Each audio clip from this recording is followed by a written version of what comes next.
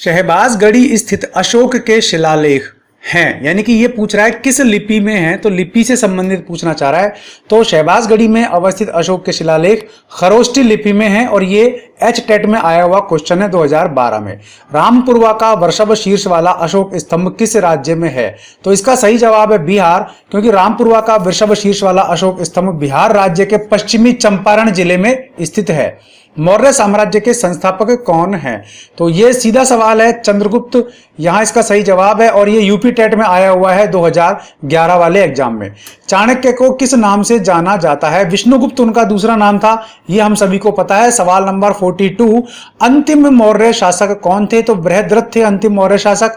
ये भी बहुत ही इंपॉर्टेंट सवाल है, ये सवाल काफी बार पूछा जा चुका है। तो दोस्तों ये जो क्वेश्चंस आप देख रहे हैं ये लास्ट एग्जाम्स में आ चुके हैं और इनमें काफी सारे मेरे भाई बहन गच्चा खा चुके होंगे या फिर जिन्होंने सही किए होंगे उनको भी पता होगा। और साथ साथ मैंने नए क्वेश्चंस भी जोड़े हैं, वो इसलिए क्योंकि यही वो क्वेश्चंस हैं जो आपको एग्जाम में सिलेक्शन होने में मदद करेंगे।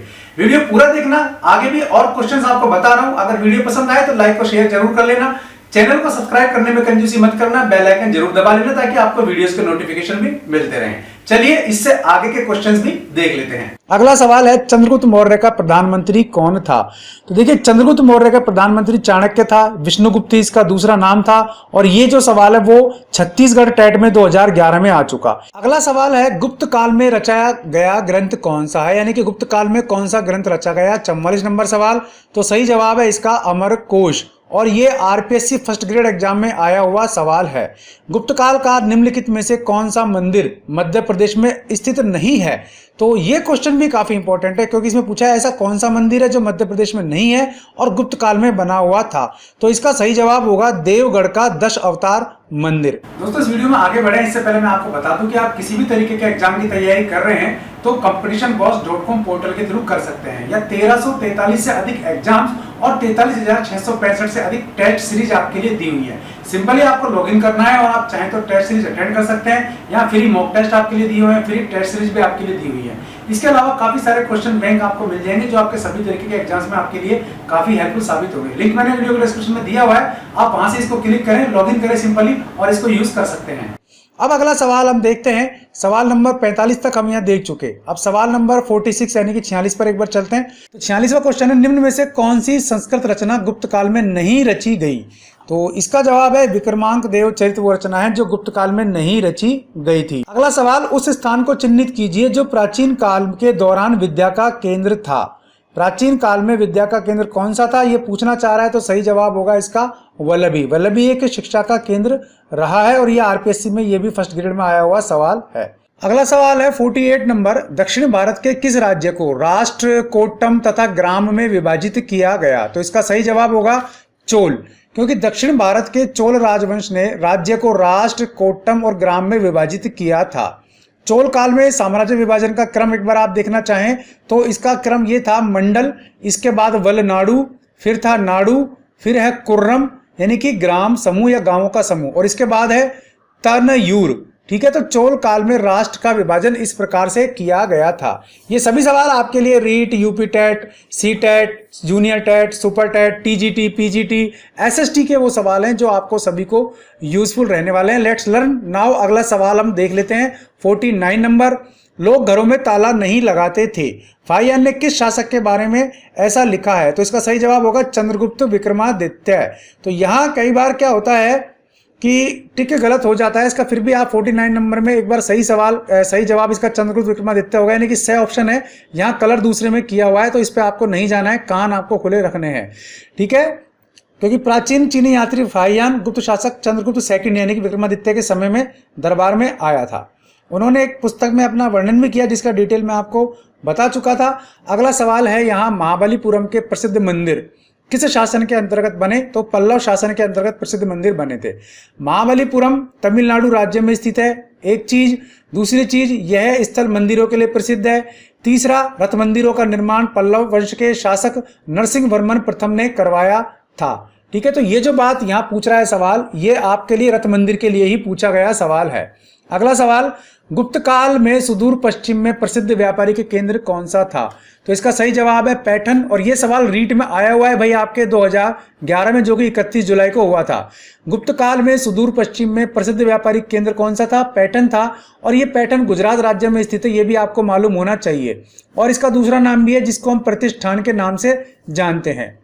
अगला सवाल देखिए हम यहाँ, तो दर्शन से संबंधित है। 52 नंबर, विशिष्ट अद्वैत सिद्धांत 11वीं सदी में प्रस्तावित किया, किसने किया? तो रामानुज जो थे वो संत थे जिन्होंने इसको प्रस्तावित किया। और ये सवाल सीटेट में आया हुआ है। ठीक है, अगला सवाल है, पुष्यभूति राजवंश की वंशावली अधोलिखित किस राजा के नाम से प्रारंभ होती है? तो पुष्यभूति राजवंश की वंशावली पूछ रहा है, ये यूपी टेट में आया हुआ सवाल है जनवरी 2020 वाले में। सही जवाब होगा इसका नरवर्धन। ठीक है, तो यहाँ ये सवाल एक बार नीचे 53 नंबर यहाँ था जो टाइल में नहीं दिख पाया, आपको फिर से देख लीजिए। पुष्यभूति राजवंश की वंशावली किस राजा के नाम से प्रारंभ होती है? तो नरवर्धन के नाम से प्रारंभ होती है। अगला सवाल है, पैगन वंश का आनंद मंदिर कहाँ स्थित है? तो पैगन वंश का आनंद मंदिर जो है वो म्यांमार में यानी कि बर्मा में स्थित है। और ये सवाल भी आपके रीट में आया हुआ है 2017 में।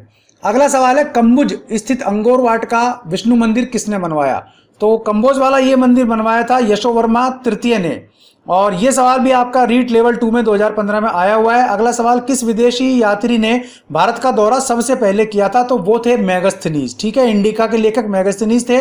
और ये एसएससी में आया हुआ है आपके सवाल है 2002 में। चीनी यात्री वेनसांग समकालिक थे, वो थे आपके हर्षवर्धन के। और ये भी आपके सवाल आया हुआ है आरपीएफ में। अगला सवाल, मूर देश का यात्री इब्न बतूता किसके शासन काल में भारत आया था? तो इब्न बतूता, इस पे गाना भी बना हुआ है, इब्न बतूता पहन के जूता पहुंच गए जापान जी। आपको ध्यान होगा यूपीएससी ने पूछा है सवाल 1994-91 में। मोहम्मद बिन तुगलक के शासनकाल में ये भारत आया था इब्न बतूता। 60वां सवाल है, एक चीनी बौद्ध भिक्षु था, कौन था ये पूछना चाह रहा है, जिसने नालंदा में बौद्ध शास्त्रों का अध्ययन किया, 629 से 644 ईस्वी तक भारत में रहा, 15 साल की लंबी यात्रा उसने यहाँ की। तो उसका नाम आप सभी को पता है कि वेनसांग थे जो यहाँ रहे थे। सवाल नंबर 61 हम देख लेते हैं, 61 नंबर, वेनसांग किसके शासन में भारत आया था? तो वेनसांग की बात करें तो उस समय भारत में शासन था सम्राट हर्ष का। और इसका जो समय था वो 606 से 647 ईस्वी के बीच, लगभग 636 ईस्वी में ये वेनसांग था जो कन्नौज आया था। और 637 यानी कि 637 ईस्वी में नालंदा ये गए थे, वहाँ 1.5 वर्ष तक रहे और योग शास्त्र का अध्ययन भी इन्होंने किया था। और हर्ष द्वारा कन्नौज में एक धर्मसभा का आयोजन किया गया था जिसकी अध्यक्षता भी वेनसांग ने ही की थी। अगला सवाल है, मेगास्थनीज एक आगंतुक जो चंद्रगुप्त मौर्य के दरबार में आया था, ये किस मुल्क का था? तो मेगास्थनीज, ठीक है ना, ये किस मुल्क के रहने वाले थे? इन्होंने पूछा है मेगास्थनीज का देश। तो मेगास्थनीज की बात करें तो ये यूनान के रहने वाले थे। ठीक है, तो इसके बारे में भी आपको ये सवाल बहुत इजी सवाल था, लेकिन कई बार क्या होता है कि कुछ सवाल उलझा देते हैं। दिल्ली पुलिस में ये सवाल जब था आया था 2019 में। अगला सवाल है, ज्ञान की खोज और नालंदा व तक्षशिला के प्राचीन भारतीय विश्वविद्यालयों का दौरा करने भारत आया, तो वो कौन आया था? वो था वेनसांग। और ये सवाल एसएससी में पूछा गया। इब्न बतूता किस देश के निवासी थे? ये मोरक्को के निवासी थे। ये भी दिल्ली पुलिस ग्रुप में डी में 2018 में पूछा गया है। चीनी यात्री वेनसांग खालिस्तान के शासनकाल में भारत आए, हर्षवर्धन के शासनकाल में भारत आए थे, ये मैं आपको बता ही चुका। अगला सवाल, पुष्टि मार्ग की बात करें तो इसके प्रवर्तक पूछे इन्होंने, वो थे आपके वल्लभाचार्य जो कि पुष्टि मार्ग के प्रवर्तक थे। अगला सवाल एक बार देख लेते हैं, आदि ग्रंथ का संकलन किसने किया? इससे पहले सवाल नंबर 67 के बार ऊपर नीचे हो जाता है मामला, तो 67 है, वैष्णव संप्रदाय से निम्न में से कौन संबंधित है? तो वो है आपके रामानुज। आदि ग्रंथ का संकलन किसने किया? गुरु अर्जुन देव के काल में आदि ग्रंथ का संकलन किया गया था। यह था आपका 68 नंबर क्वेश्चन। अगला सवाल है आपके 69 नंबर, किस वैष्णव संत का जन्म वाराणसी में हुआ था? तो वो थे आपके वल्लभाचार्य। वल्लभाचार्य कृष्ण मार्गी शाखा के संत थे। जन्म हुआ था 1475 ईस्वी में वाराणसी में। कब हुआ था? जब इनके पिता लक्ष्मण भट्ट तेलंगाना से अपने परिवार के साथ काशी की तीर्थ यात्रा पर गए थे। तो तीर्थ यात्रा के रास्ते में ही इनका जन्म हुआ था लक्ष्मण भट्ट के यहाँ। अगला सवाल है, शेख निजामुद्दीन औलिया किस सूफी संप्रदाय से संबंधित थे? तो शेख निजामुद्दीन औलिया जो है चिश्ती संप्रदाय से संबंधित थे। बाबा फरीद के शिष्यों में से थे, ये सबसे लोकप्रिय थे। और इन्होंने जो है चिश्तिया सिलसिले को आरंभ किया था। अगला सवाल, विष्णु के भक्त कहलाते हैं, तो विष्णु के भक्त कौन कहलाते हैं वो आप ध्यान रखिए, अलावार के लिए ये बात कही गई है। और ये सवाल रीट 2017 में आया हुआ है लेवल 2 में।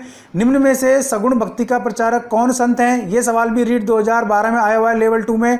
और इसका सही जवाब होगा आपके निम्बार्क। शेख सलीम चिश्ती का मकबरा कहाँ स्थित है, ये भी रीट में आया हुआ है 2011 में लेवल 2 में। इसका सही जवाब होगा फतेहपुर सीकरी में। नहीं घूम के आए तो घूमाना। फिर अगला सवाल है 74 नंबर, भक्ति आंदोलन में किसका योगदान नहीं था, ये सवाल पूछा है आपके छत्तीसगढ़ टेट में 2011 में, ठीक है ना। लेवल 1 और 2 दोनों में ये सवाल आया हुआ है। इसका जवाब है बाबर। बाबर भारत के मुगल वंश का संस्थापक था भारत में, ठीक है ना। और भक्ति आंदोलन में इसका कोई संबंध नहीं था क्योंकि ये तो एक राजा था और धर्म प्रचार प्रसार के लिए यहाँ आया था। भक्ति आंदोलन के प्रमुख संत कौन कौन हैं, वो हैं कबीर, सूरदास, तुलसीदास, मीराबाई, रामानंद, वल्लभाचार्य आदि। अब बात करते हैं अगले सवाल की। हम चलते हैं महाराष्ट्र पे सीधा। 75 नंबर क्वेश्चन, महाराष्ट्र में संत तुकाराम ने किस पंथ की स्थापना की, तो महाराष्ट्र में संत तुकाराम को काफ़ी माना जाता है। छत्तीसगढ़ टेट में सवाल पूछा गया है, उन्होंने बारकरी जो एक संप्रदाय है उसकी स्थापना की थी। संत तुकाराम महाराष्ट्र के समाज सुधारक थे एक्चुअल में, और इन्होंने बारकरी संप्रदाय की स्थापना की महाराष्ट्र में। इनके साथ जो जुड़े हुए संत थे वो थे नामदेव, तुकाराम, एकनाथ आदि, ये सब बारकरी संप्रदाय के ही संत रहे हैं।